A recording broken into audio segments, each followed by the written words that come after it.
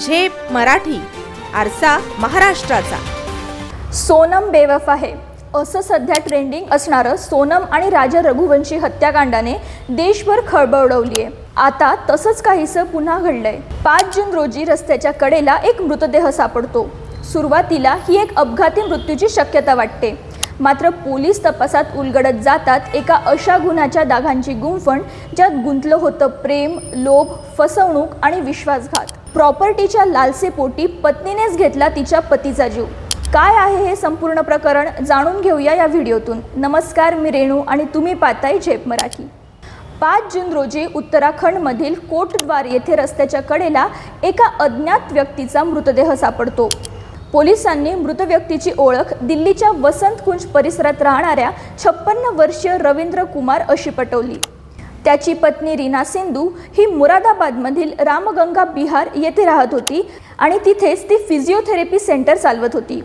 याच फिजिओथेरपी सेंटरमध्ये तिची ओळख पारितोष नावाच्या माणसाशी झाली। फिजिओथेरपीच्या नावाखाली रुग्ण म्हणून आलेल्या पारितोषची तिचे प्रेमसंबंध जुळले। रवींद्र कुमार हा दिल्लीत राहणारा एक व्यापारी होता। मुरादाबादमध्ये त्याने 3 कोटींचं घर खरेदी केलं होतं आणि त्याच घरात त्याची पत्नी रीना आणि 2 मुले राहत होते।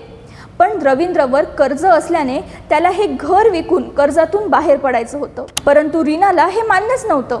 या मतभेदांमुळे त्यांच्यात भांडणं सुरू झाली आणि शेवटी तिने रवींद्रला संपवण्याचा निर्णय घेतला। 31 मे रोजी रवींद्रला पारितोषच्या बिजनोरमधील घरी बोलवण्यात आलं। त्याला दारू पाजल्यानंतर पारितोषने फावड्याने रवींद्रच्या मानेवर आणि छातीत अनेक घाव केले। त्याचा मृतदेह गाडीत टाकून कोटद्वारच्या एका रस्त्याच्या कडेला फेकून देण्यात आला। रीना आणि पारितोष दोघांनी नोएडामध्ये गाडी सोडली आणि ते तिथून फरार झाले। 7 जून रोजी रवींद्रचा भाऊ राजेश कुमार याला रवींद्रच्या बेपत्ता होण्याचा संशय आल्याने त्याने पोलीस ठाण्यात तक्रार दाखल केली।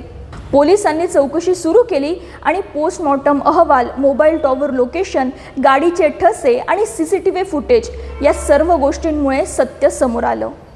सध्या रीना सिंधू आणि पारितोष कुमार पोलीस कोठडीत असून त्यांच्या विरोधात खून आणि कटकारस्थानाचे गुन्हे दाखल करण्यात आले आहेत। प्रियकराच्या मदतीने पतीची हत्या करणं सध्या ट्रेंडच झालंय।